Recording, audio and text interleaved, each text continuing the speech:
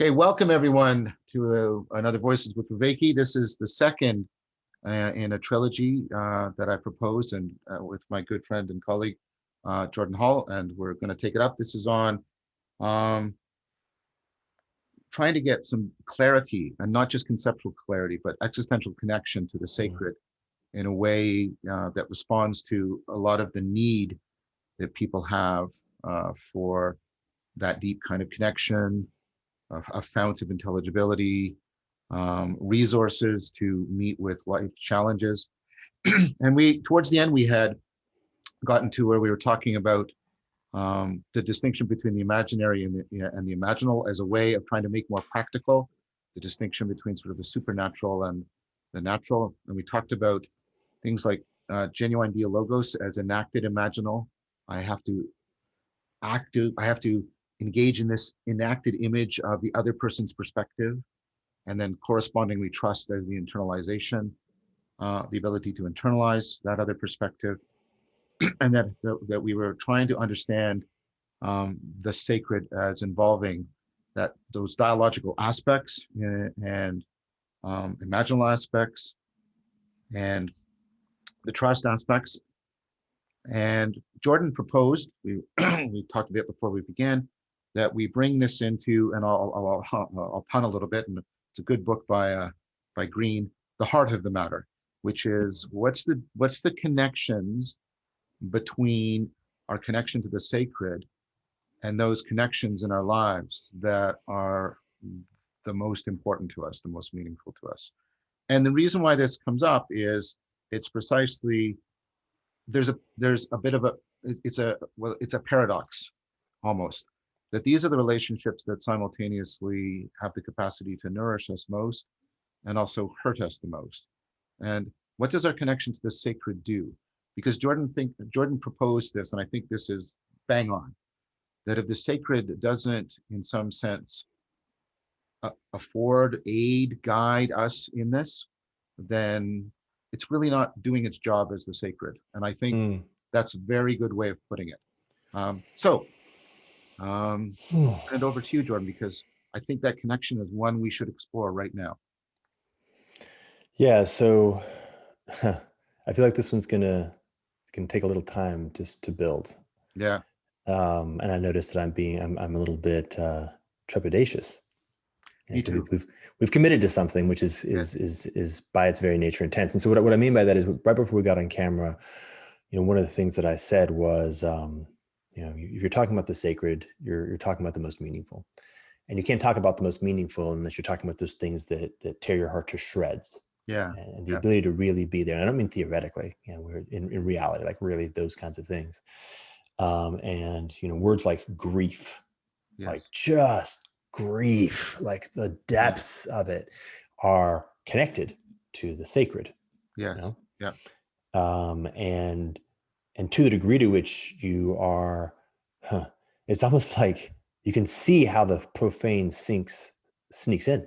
The profane in many ways is a way of protecting yourself from the magnitude of grief that is associated with having relationships that have the possibility of that level of care. Yes. That classic problem. Right. To put it in a little bit of safe territory, if you happen to be somebody who has a sort of a high aesthetic attunement to a very good meal, and you work and you invite somebody who you love and care about into a special occasion, and then you spend all day making it, and then some weakness of your own, like some failure, by the way, let's make it really, really, really particular, some failure that you've long disliked yourself as a consequence, right, leads to a ruination of the meal, which probably doesn't impact your friend or partner particularly, but impacts you tremendously because of how you're tuned. You'll feel something in the direction of grief. Let's just sort of point in that direction. Obviously, I'm using this as an example to keep it safe. By contrary-wise, right, if you pull into McDonald's and you order a cheeseburger and it's not quite as good as you want it to be, you don't feel grief, right? You may feel mild annoyance. So there's something about sort of loss in the context of the profane that is actually lower stakes. And therefore, there's a bit of an interesting nudge in that direction. Right? So the invitation to the sacred is an invitation to ensoulment, an invitation to a growing of the capacity to experience grief. Yes. Yeah, I mean, Yes. just as a simple example, everybody who you love is going to die. Yeah. Yeah. Yeah. Yes. And so the more deeply and fully and completely you love them, that doesn't mean that you're not going to feel grief when they die. In fact, quite the opposite. It means the capacity for grief that you will feel will be enormous. Like it will actually increase. You will also, of course, have felt more joy in life. And there would be a flavor of a change of the grief because your grief won't be about the missedness. And imagine hypothetically, which of course is utterly impossible, but imagine two lives well led, like truly deeply well led, and the relationship between them well led. Right? So there's very little regret. Nonetheless, grief, right? Nonetheless, Yes. Yes. enormous, Yes. incredible, intense, soaring Yeah. grief, Yeah. but a different flavor than the grief that many of us feel at the missedness of life. Yeah. Not having lived that deeply. Yeah, so that's, I'm bringing that into the conversation. I'm bringing some other stuff, some sort of, it feels to me like more organic, almost like, body parts stuff into the conversation, because I don't think we can really do it justice if we don't do that. I agree. I agree. I think this is a good topic. I mean, and famously, C.S. Lewis, A Grief Observed, was trying, him losing joy, that's the name of his partner, somewhat eponymous, put him into a state of grief and he wrestled with his relationship to God. There's a movie version of that starring Anthony Hopkins, if people are interested and they don't want to read the book. I haven't read the book either. And I think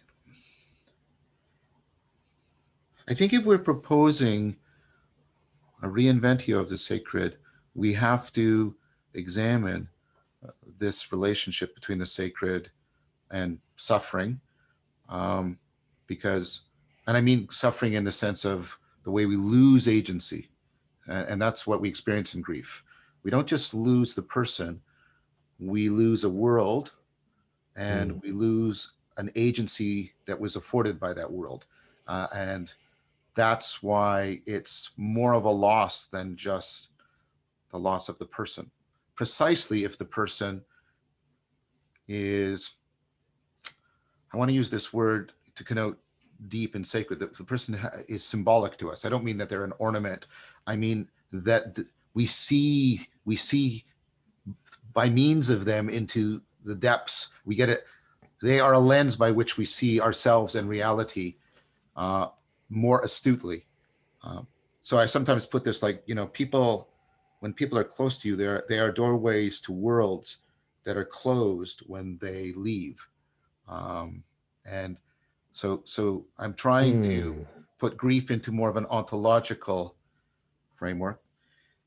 And so what people have done traditionally with the sacred is there's been two, I'm not saying this is exhaustive, but these are two prototypical responses. One is the sacred is somehow providential, and this was all for some purpose, and this will all be made clear in the end, and it'll all be revealed. And I just have to wait. And so trust means waiting for the story that will make all the loss go away, right? The other is to turn it into the argument against God by there's evil. I'm thinking of like David Hume or Epicurus. This is obviously evil. Why is the world set up such that human beings have to go through this? You have the book of Job that wrestles with it, and right, that's a central theme in the Bible. It's at the core of Buddhism. It's the core, like why is the world such that I have to suffer in it? And so what many people do is they take their suffering prototypically. Again, I'm not claiming exhaustion, but I'm saying these are two prominent responses. They take their suffering as evidence that there is no sacred. There's nothing sacred. And that's, I think, aligns with your cancerous profanity, right? Sorry, that was an odd sentence. But what I mean is the profanity that spreads precisely because it is designed to inure us from feeling the sting of suffering, feeling that, Ooh. right? Okay, so try this. There's a couple of Yeah. things that come up. All right, Okay. so the thing that came up right there was childbirth, Yeah. Yeah. right? And the in some sense one of what may in fact be the of the sacred. Yeah. Like if we really do the anthropology of it, probably Yeah. death, right? Death and childbirth are sort of the beginning and the end of life. Yes. Yeah. But the thing about childbirth, of course, is the physicality of it, Yeah. the undeniability, the inescapability of the suffering, and Right. certainly for a very long period of time. Yeah. Yeah. Yeah. Yeah, Yeah. you are going to feel pain. You're going to feel agony. You're going to feel fear of death, and it's just going to be there. And as I understand from the various midwives who I've spent time with and various childbirthing experiences I've gone through, there is a way to relate to it. But the way to relate to it is precisely the opposite of the two escape paths that you just outlined, which are quite typical. Right. Right. Right. So there's two, you just are articulating what effectively is a various variations on the basic theme of escape. Yes. In Yeah. that case, both through narrative. Right? Yeah. So you take the lived experience, the suffering that you're actually living, and then what you do is you tell a story about it, and then you use the story to change your relationship with the thing that you're actually experiencing. Right? And whether the story is one of it's all in God's hands and therefore it's all good, or the Right. one is the story of there is no God and therefore all is meaningful, including my suffering, right? Yeah. Or meaningless, including my suffering. Right. In both cases, the escape is an endeavor to move out of the lived experience of the suffering itself and kind of basically disassociate, to use the psychological term. Yeah. It's kind of spiritual bypassing. Spiritual bypassing, right? Is exactly what I would say it is. And in the context of physical pain, so let's just go back to childbirth, or other variations on that theme, of which there are many. You can, of course, try to bypass the physical pain. You can bypass the physical pain by means of drugs that just deaden the sensation of pain. You can bypass the physical pain by narratives, and as I've personally witnessed, that happens. A woman who's in the throes of childbirth will go through a transformative experience, and many of the traumatic defense mechanisms that were built through life will come up. Right? The mind is like, trauma is happening. Yeah. Pull out all the cards. I don't know what I need to do or say or think to get this to go away, but if I can avoid it, I will. But Right. then you end up at the 0 point, again, subject to Western medicine, which is maybe a big problem, which is just being with it. It's a how do you say it? I'll use a very sort of simple vernacular. It's annoying as shit to be told, well, just breathe with it, be with it, lean into the pain, lean into the suffering, because there's something there. Right. But don't precisely think meditation, right? Think of the meditative Yep. Yep. process. Don't try to disassociate. First and foremost, don't disassociate. Like Yeah. Don't try and make it go growth, away. this Yeah. is what growth feels like. Right? Yeah. If you really listen to it, you really lean into it, the excruciating pain is growth in and of itself. Right? It's actually, it's literally, it's birth. Like birth itself is that. And Yes. so when you feel the grief of something, right? Some suture, some break, some discontinuity, some world literally going away. Is there a mapping there? Is there something about the experience of the grief? And then what I would say is maybe the proper relationship to it. And this again links to the profane cycle, the Yeah. reciprocal closing, is precisely not to tell a story about it. Right? Precisely not to try to narrate it into anesthesia, but to actually feel it. Like, can you actually build your capacity to feel the intensity of it as intensity, like as just Yeah. rawness. Yeah. And then of course, what the proposition I would make, and I'm willing to sort of hold that ground for a while, is that that's the essence of growth. Like that is the evolutionary, the force of growth and development that life itself, in some sense, is, expressing itself in its most basic energy. Yeah, and it's funny because I know that there's this sort of how'd you say it? It's maybe a cliche. Yeah, maybe cliche is the right term. There is no joy without pain, like that notion Yeah. of like Yeah. simplistic dichotomies. I'm saying something like that, but I'm not saying that. I'm saying what I'm really saying is life is, and there's a right relationship to life. And a big piece of that right relationship is don't avoid life. Don't try to escape it, live into it. And by the way, I'm definitely not speaking from a point of mastery of this by any stretch of the imagination. No, no. I avoid pain assiduously in all sorts of ways. But that doesn't mean that I can't know that when I am in my best self and making my best choices, I actually do remember to try to have the strength to sit in the energy of the intensity of the grief or the pain and allow it to be, and grow into it. And it's funny, my ego just popped up. It's like, yeah, and also pain is like a very specific sign to move. If you sit on a pin, the right choice is not to breathe into it and allow the pain in your ass to be. It's to get up and get the pin out. So I'm also not saying that, and it's important. Spiritual bypasses happens in both directions. Yeah. It's this. We're talking about it. Oh, can I keep talking? Actually, there's something else that just cracked open. Yeah. Because what we're fundamentally talking about is a honing or a refinement of the artfulness of living. Right? That's what we're really fundamentally talking about. Yeah.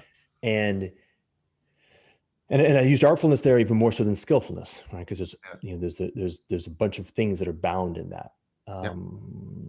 And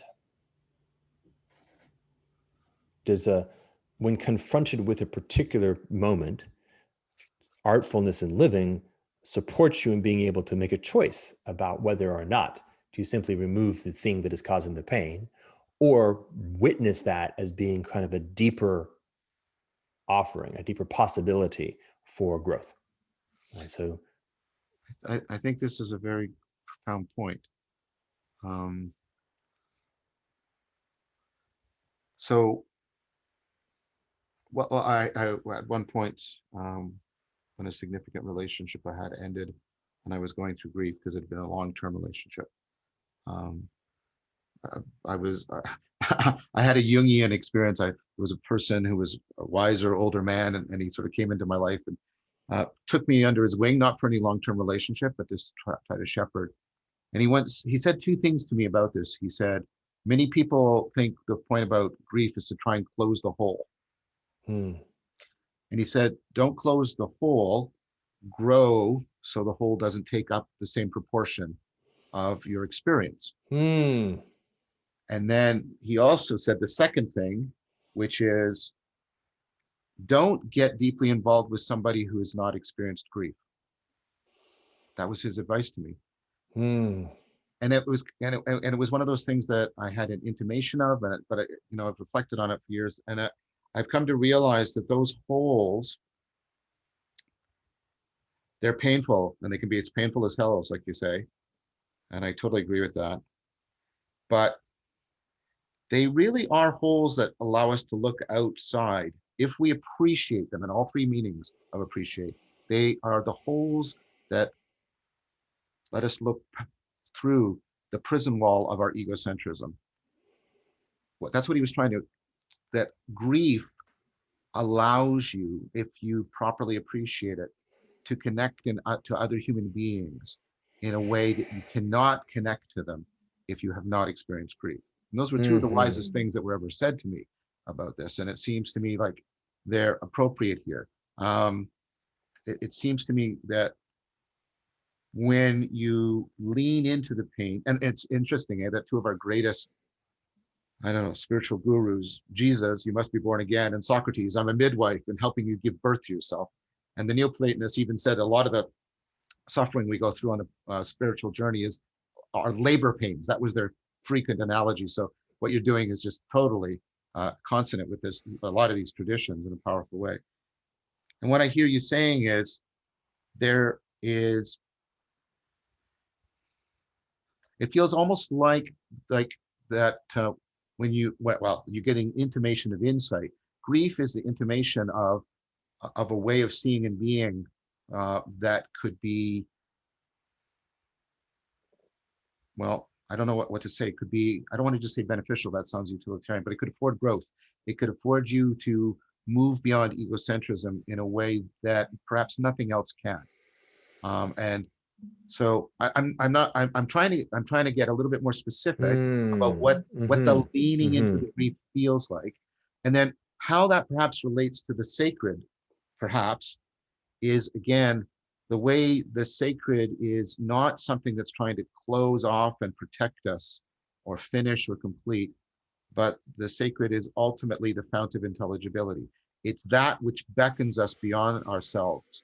And all it offers us, it doesn't offer us escape, it doesn't offer us, right? It offers us the chance for the new way of seeing. So what I'm thinking of, what's resonant in my mind right now, you have the book of Job, and it's all about this. Why am I suffering? Why am I suffering? Why am I suffering? Why am I suffering? It's a really profound book. And the fact that it's in the Bible is something people should pay more attention to, right? And then God appears at the end, and God doesn't give him an answer. God doesn't give him, here's the plan, and here's how you'll benefit.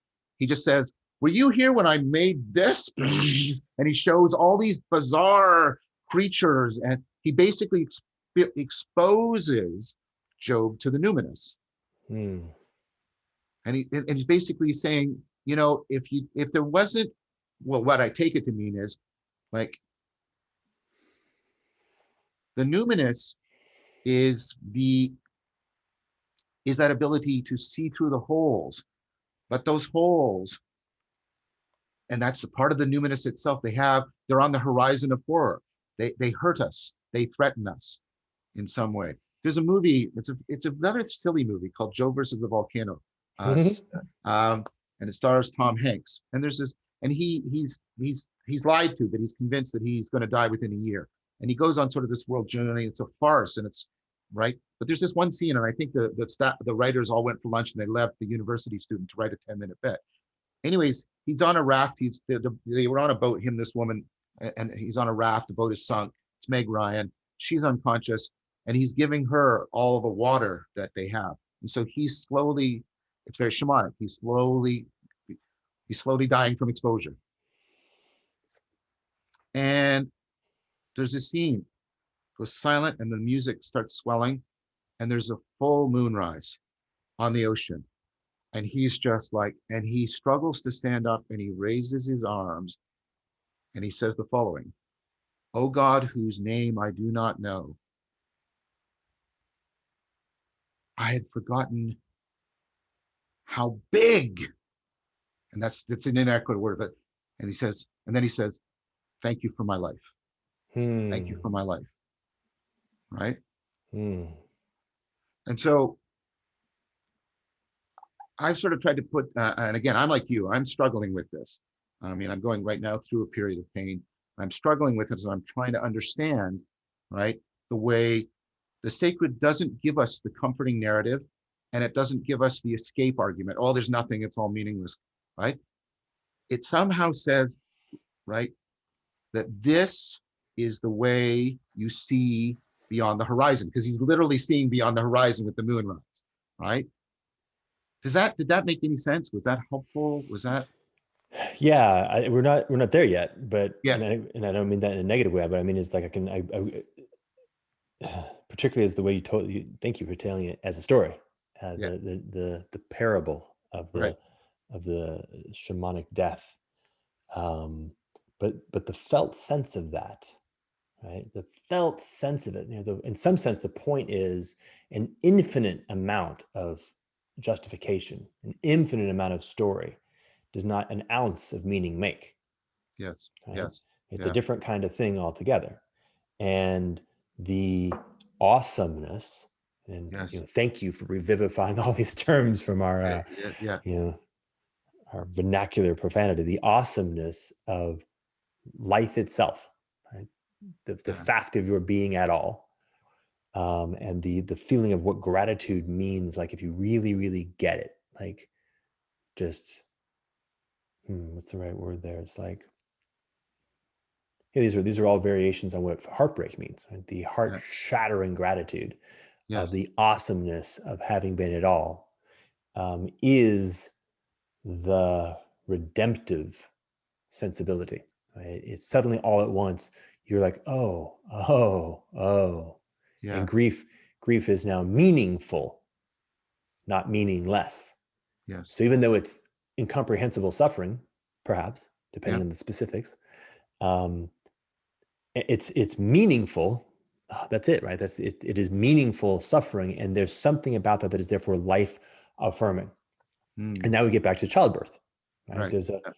as most mothers know, there's the moments and days and weeks after childbirth where the experience of this being to have created, or at least to have been deeply participatory in the creation of a life, Yeah. um, is overwhelming. Like I actually have these images of Vanessa just like literally just weeping for days at a time, for like 8 hours straight, just weeping in the context of like the first few days and weeks Wow. of our Wow. daughter. Um, and it's almost like, the grief is almost like, it's like petroleum. It's like raw energy. If you really perceive it right, it's raw energy that is then metabolized into the meaningfulness of the life that's coming, that's unfurling, something like that. That's not right, but there's something to it that's not completely wrong. Well, uh, we're both trying to, feel our way into something that's unclear. And, I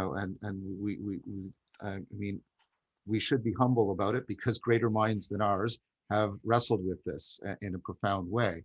And Uh, greater souls. and greater souls, yes. Um, and it's possible, as as Marlowe said about Kurtz in Conrad's The Heart of Darkness, it's possible to be clear in your mind but mad in your soul. Hmm. And so, uh, Hmm. we, A lot of that going around these days. yeah. And so there seems to be something there. We're invoking this word, and I think it's appropriate to invoke it, right? We're talking about soul. We're trying to say it takes us to the depths and allows us to see from those depths the depths of the world, and that is the answer. There's no proposition, but that's the answer Mm. to suffering. It doesn't justify it. That Mm-mm.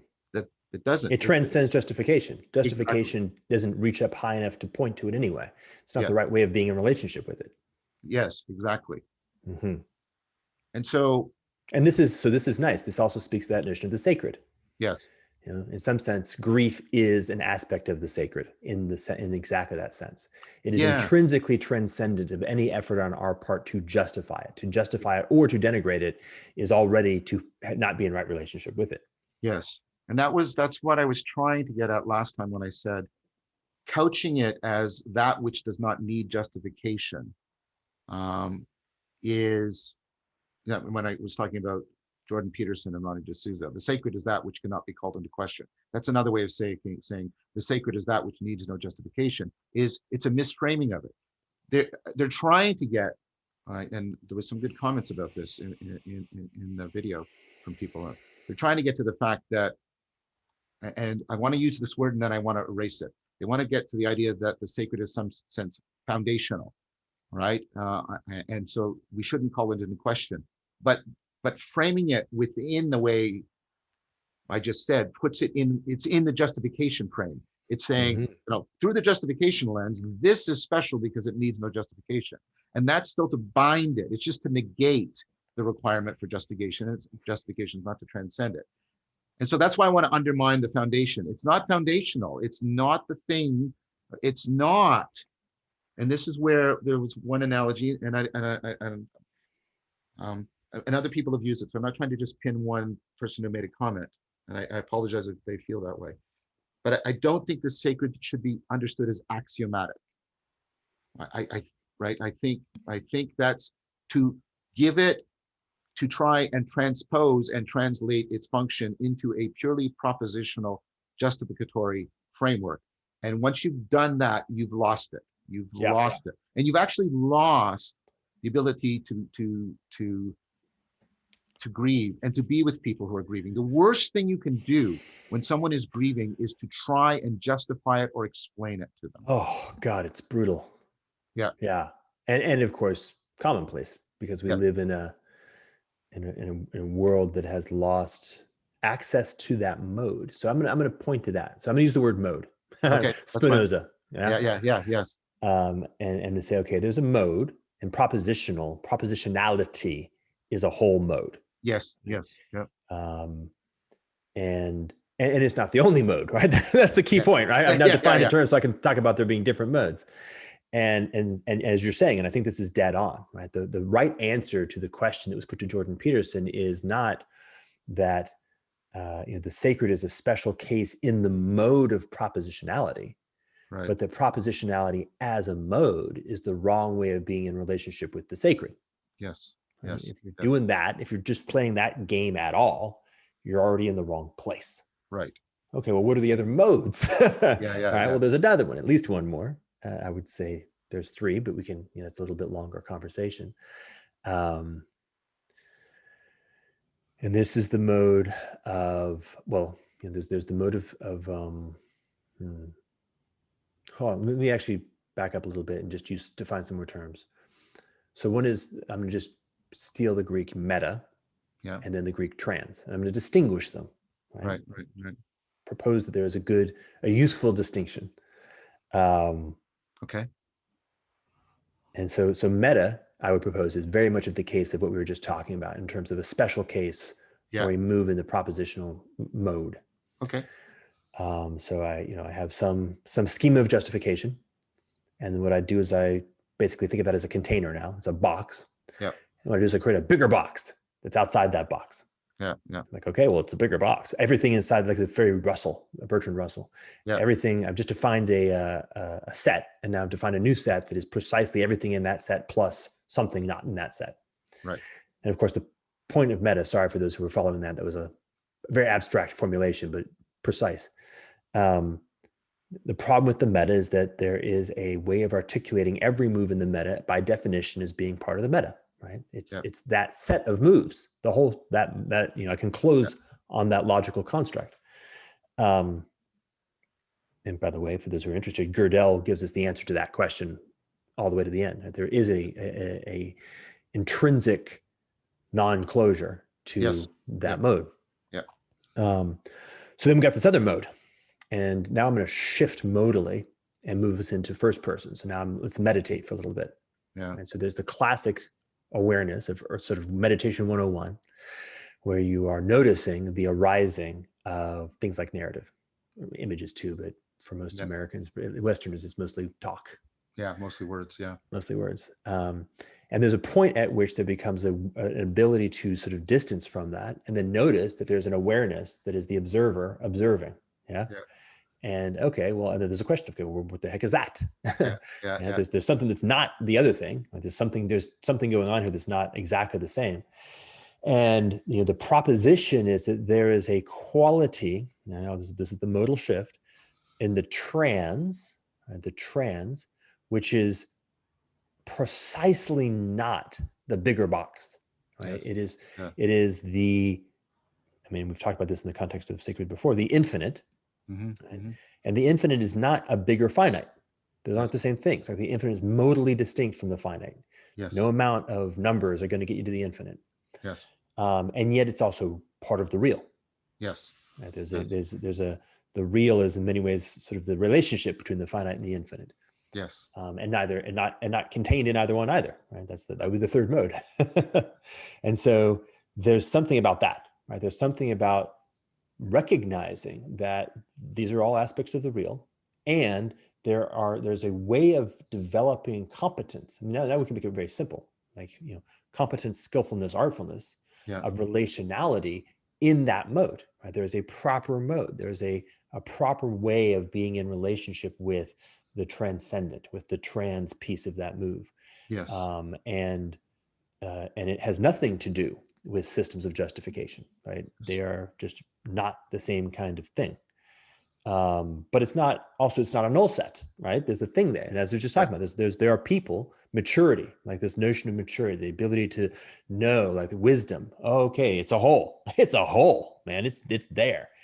He is to grow. Oh, okay, that's interesting. That's a totally different thing. That's oblique to the notion of like increasing sophistication within a closed domain. It's where does growth come from? Growth comes from the outside. Growth comes from the transcendent per se, that which is intrinsically in and of itself, the outside, right? The creative principle. We talked about the notion of creation and creative, Yeah. That's Yeah. growth comes Yes. from that, right? It comes from the Yeah. creative principle per se, coming into, like, transferring or being metabolized into something, and openness to that and artfulness in that. And then, of course, what happens, as you say, is that the capacity to be in relationship with life grows with it. And so much more happens. I'm going to throw a bunch more on top of this, by the way, if you don't mind, if you would not humor me, but permit me to do so. Well, sure. One thing that came up for me as you were talking was the word was oceanic. Yes. The grief is oceanic. Yes. And in some very, very deep fundamental sense, it's kind of like a singular ocean that, while I cannot feel the specificity of your grief, there is something deeply akin. Yes. And Yes. if I have delved deeply into the ocean of grief, then this gives me the capacity to be in relationship with you through grief. Yeah. A deep participatory knowing. A deep participatory knowing. Yes, exactly. I don't know the specifics of your grief, but I know grief. Yes. And I can go there with you, in my own grief. But there's something about us being both able to touch that and feel it together that has that, like, there's a kinship, there's a sharedness at the level of what I would say, but that's the level of the soul. Yeah. Or something like that. That was one piece. The other piece was strength. That when you encounter someone who has your mentor, your Jungian archetypes, Yeah. wise words, when you enter into a relationship with somebody who has experienced grief, one of the things that you can have some confidence in is the strength of the relationship has real possibility, because life can throw stuff at them and they will not shirk, because they have lived through stuff, and Yes. therefore can live through stuff. It deepens their character. It deepens It their deepens their trustworthiness. character. Yeah, it Deepens their deepens their character and their trustworthiness, right? And trustworthiness. therefore you can invest more deeply and fully into the relationship, because and therefore the relationship has more possible strength. And then as you invest into the relationship, it begins to build more actual strength. And then as the relationship itself experiences grief, right, a whole new level of possible grief is possible in that continues to strengthen and enrich, and so the relationship becomes more meaningful, but it also becomes stronger and more capable of living in life. And that is almost like a triadic cycle. Yeah. The individuals are experiencing life and feeling grief, among other things, hopefully not exclusively. And if they step into it, if they learn how to, like, okay, boy, that's growth time. I'm going to grow into that and building more maturity and more strength in self, more character. And then the relationship itself has more capacity, right? There's a third player in this story, and there's something about that triangle that is like the secret answer to the question of the moment in which we live. This religion that's not a religion, Yeah. and the swiftly approaching catastrophe that I think we're all noticing. Yeah. A big part of the answer to that question has to do with strength. And relationality, and the ability to be present to what's happening and step into it with increasing growth and maturity. And the kind of the nerdy language there would be something like, that's anti-fragility. Yeah. Okay, that was amazing. I've got a lot I want to say now in response. Ready to listen. Okay, so the first was in what you just said, which is what you're making an argument for, the way grief affords a deep participatory knowing that itself affords what we were talking about last time, the enacted imaginal, the ability to take another person's perspective, internalize it, and become trustworthy. And people who haven't appropriately leaned into their grief, I would propose to you go the opposite way. They are people that we should suspect are not trustworthy. Okay. Yeah. Because they can't get to the depths. So this is a connection to the sacred, because we talked last time about, the sacred being this imaginal, dialogical, right, ability to enact the imaginal, augment reality, reciprocal opening, internalize. And what you're saying, the argument you just made, at least that's what I was hearing, is people are deeply trustworthy, deeply internalizable. They can really imagine, in the imaginal sense, our perspective, and we can theirs, if we have equally participated in grief. And people who don't have that, everybody experiences loss, but people, I'm going to use the word grief to mean people who have experienced the loss and, as you said, have leaned into it, as opposed to have adopted strategies of avoidance, right? And those people, I would say, by symmetry of argument, are people we should not extend our trust to as readily. Yeah, they'll tend to be reckless with your heart, for example. Yes. So the next thing that came out was, I wanted to zero in. So there was this, and it was great, but there was the kairos of what you said, which was the modal shift. And two things came to mind right away. Right, one was Tolstoy's The Death of Ivan Ilyich. And there's this line, and it was one of the first lines in literature that started to awake me to the distinction between the propositional mode and the other modes, perspectival, participatory. So it goes like this. Ivan Ilyich always knew he was going to die, the way he knew that 2 + 2 = 4. But now, and it's in capital letters, he knew he was going to die. And there's no way of capturing the difference propositionally, but it's that modal shift, right? It's that modal shift. And then part of Stoicism is to get you to realize that every moment, that you're not immortal at the end of your life, you're immortal throughout your life, right? And so that resonated, the modal shift. And then the second, I'm trying to brilliant literature that puts its finger on the modal shift. So the story of the Buddha. This is a story I often tell when I'm trying to give support to people suffering grief. So a woman comes up to the Buddha and she's lost her son, and she's demanding that he resurrect her son. Now, the Buddha, of course, famously refused to perform miracles, which I think is an important thing, but we'll talk about that another time. So there's also, by the way, refuse to perform miracles. Very Buddhist. It's a very good thing. But she keeps badgering him, and she keeps badgering him, and she keeps badgering him.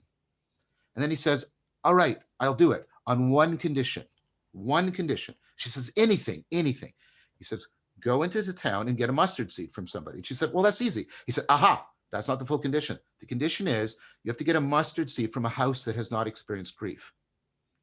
So she goes into the town, she knocks on the door. Do you have any mustard seed? Yes. Have you experienced has anyone in this house experienced grief? Yes. My brother lost his brother. Oh. And then she goes from door to door to door to door. And then the parable goes, and then she went, oh. And then she walks back to the Buddha and she says, thank you. And that's how the story ends. That's the modal shift, right? That's the modal shift. Yeah. Damn, dude, those are good. Yeah. Obviously they're good. And thank you for recalling them, but also thank you for living them. So that in the telling of the story, I felt both, like they hit. And again, that's kind of the point, right? Yeah. God, they're brilliant because they are ostensibly propositional. Yes. You're uttering words, and they're both koans in that very specific sense of like they're using words, but they have an artfulness to them where there's a way for them to actually present and then hit. And when they hit, you feel it. Like I felt a kineticness in both cases when the modal shift landed, and the dropping, and therefore an awakening and entering into, oh, okay. Yep. Yeah, that's that. And that's that. Like, that's it. Okay. So what I'm feeling now is a looping back. Okay. A recovery. Yeah. So we're talking about this notion of the sacred, and we've done some journeying through it both days, but I think today a particularly interesting or nutritious journey.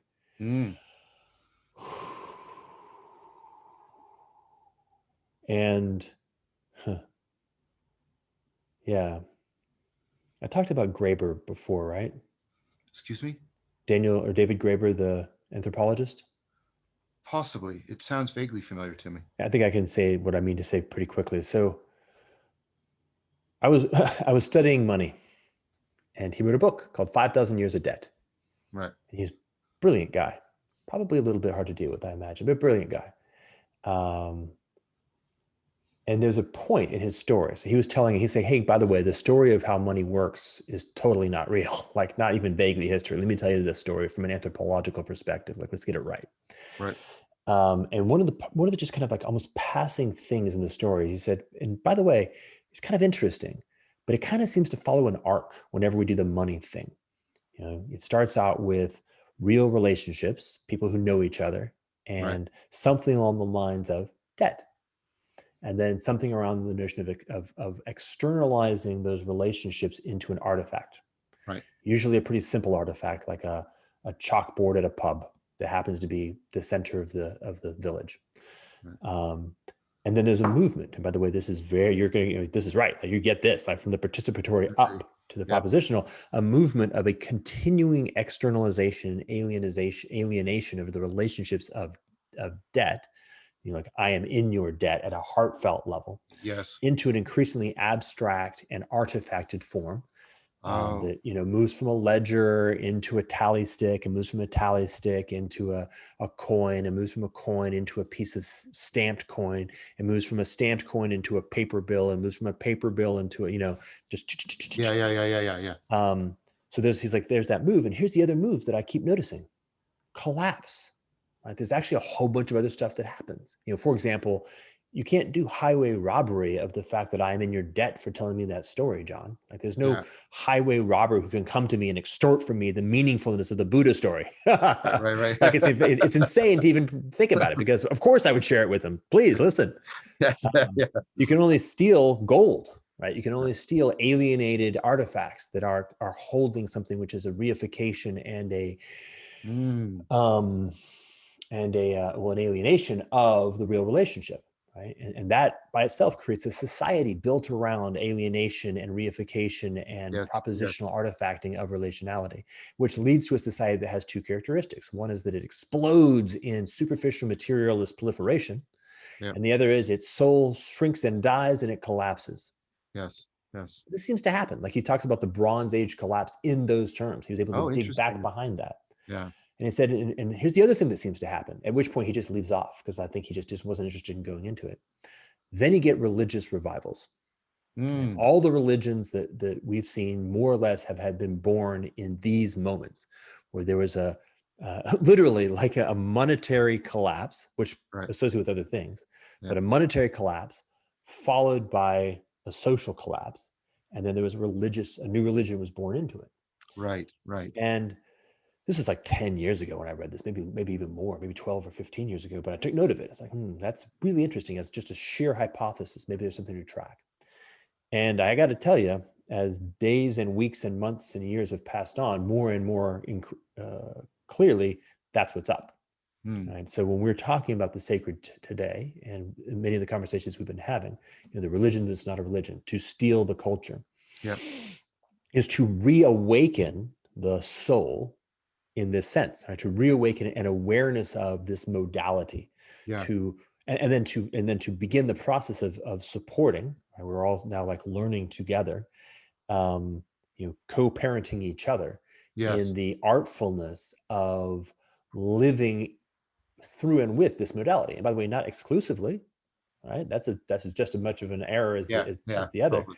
Totally. but that's it, right? And this is like awakening from the meaning crisis is awakening to the awareness of this modality, and then stepping into the oftentimes very difficult, in fact, by its very nature, excruciatingly painful, learning how to actually navigate in that life. Because one of the things that Yeah. will happen, just think about for example, I was somebody who had not experienced much grief into adulthood, right? As one of Right. these not trustworthy people and dangerous people as a consequence.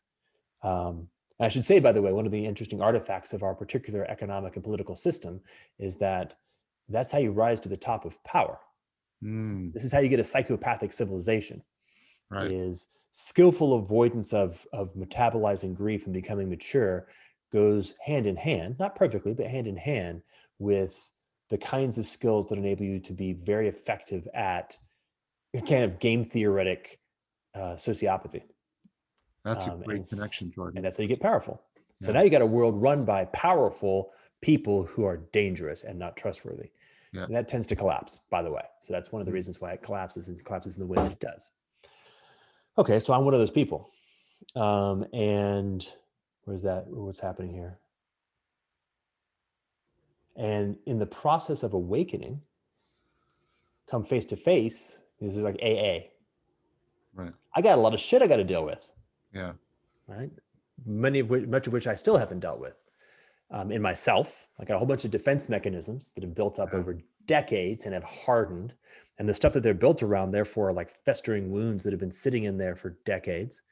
And of course, are wrapped around narratives and are Yeah. wrapped around identity structures, right? This Yes. Gordian knot of self that has Yes. to be untangled. And every single time you untangle it, you kind of go through this process of coming to terms with the thing, but then the grief, Yeah. right? Yeah. Then the suffering of actually having to actually metabolize it and go through the thing that you avoided so studiously for so long, and all the interest, right? It buries interest. It carries a lot of interest. And if you, and in my experience, at least, there's an avoidance. Oh, okay. It seemed like it had to happen, and that sucks. I'm not going to do that. Maybe not quite so explicitly, but Yeah. you build some certain skillfulness and avoidance. And it's funny, actually, so many people, this is one of the things I want to really put out there, because it's so true. It simply seems to be the case that the further along you go on that journey, the more preciously you hold those things that have survived not being worked through. Mm. Does that make sense? Yeah. Yeah. Yeah. Like there's, in some sense, there's all kinds of trauma and all kinds of shame and all kinds of defense mechanisms that you can work through, but almost by a process of evolutionary selection, the stuff that you didn't work through is all the more intensely held. Exactly. That's exactly Um, right. which makes it a harder and harder thing to do, which is why we have to have friendships, right? It's Yes. only in relationship and only with increasingly intense and sophisticated and trustworthy and caring relationships that we can find a way to continue to kind of get through that. There's no singular way of doing it. So anyway, sorry, No, that was beautiful. I that thought seems to me to be the journey, as far as I can tell. Like if you really want to kind of wave your hands at where we are, and I mean this like at a geopolitical, socioeconomic, technological level, like I'm going to use a lot of cool, nerdy words. It comes all the way back down to the fact that we're all going to have to heal a lot in all the ways. Really hard to do. Um, the only way for us to do it is to get better and better at being good friends and better at building this term sovereignty, building our own sovereignty and building our relationships, supporting each other from zero, from the base state. No preconceived propositions guiding what's up, because that's all secondary. And if you allow that to become primary, it gets hardened on the inside and reifies itself back out into the world that you create. And fast, the clock is very much ticking on this particular collapse event. And I don't know if you've noticed, but if you look around, it really does seem like it's all sociopaths and psychopaths in charge of the tools of power. And the tools of power are very powerful. Not a yeah. good place to be. Hmm. So there's two things that I'll try to bringing it towards at the end of our dialogue. One was that it seems to me that you specified again more aspects of the sacred in this journey through grief, which is, like I said, there's a modal that the sacred affords the modal shift that allows us to awaken and remember Hmm. and recover our humanity in from the depths that only our suffering takes us. But there's also what's occurred to me. The end is you were taking on the prophetic role, not the fortune teller, but the one who speaks forth. The sacred is that which speaks forth, right? Speaks about. I mean, the biblical prophets speak about the abuse of power. They and how the abuse of power has replaced the love of the sacred, right? And that was the main job of the prophet. The prophet was supposed to speak forth and try to recall people back. The prophet's main job was to try, and sometimes through horror, to snap people into a kind of a modal shift awakening. Hmm. And so there's a prophetic aspect and an awakening aspect to the sacred that triangulate in on how we, and that model you made, and I heard Golem when you said the precious, right? Our most precious traumas, right? The ones we've gotten rid of all these, and we, of course, we fall into the hubris of saying, well, I'm done, without realizing that no, the thing that's left is like, the thing in the bottom of Pandora's box. The thing that's left is actually the hardest ones of all. Um, and so the temptation, and this is where the biblical word is also good, to harden your heart, right, is never goes away. In fact, the deeper we go, the deeper the temptation to hardening our heart. And the more we need the prophetic challenge of the sacred to engender the modal shift in us so that we're willing to go further. Mm-hmm. That's how I'm trying to put it together. Yeah, that's beautiful. I really like, Yeah, by the way, thank you. That was beautiful.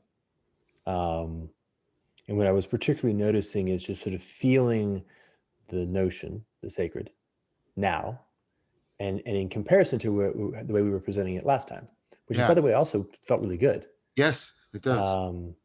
But this is a different aspect of it. Yeah.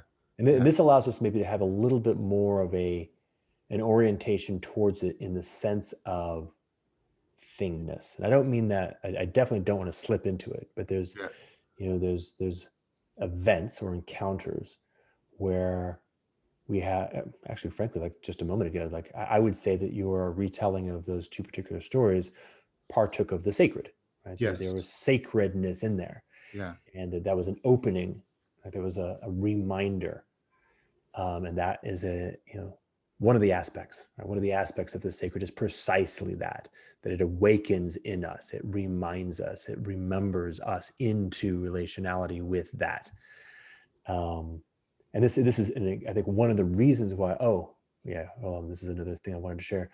One of the reasons why I think we often can get lost in the reification of that. I have an object, whether it's a 50-foot gold statue of Buddha or a cathedral or a beautiful landscape, that has that power. It actually does that, right? When I step into it, if I have the lineage or the culture, the toning, it rings in me and I'm like, oh, right, thank you, I remember. And then you're like, oh, and that's sacred. Yeah. And you're right, and you're also wrong. Yeah. Right? Yeah. You don't want to get lost in the artifact. You want to get, it's a symbol, right? It's the whole point. You don't want to turn it into a graven image.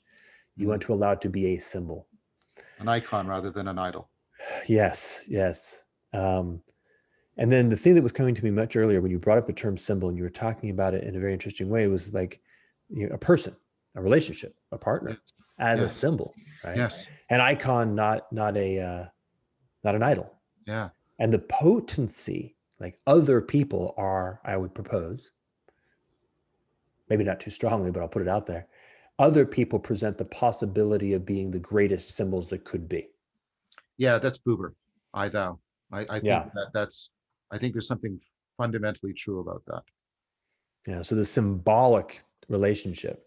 Yeah. And the ability to really recognize the sacred by virtue of relationality with another person as a symbol is, well, maybe that's what we talk about next time, but that's something that came up for me big time now.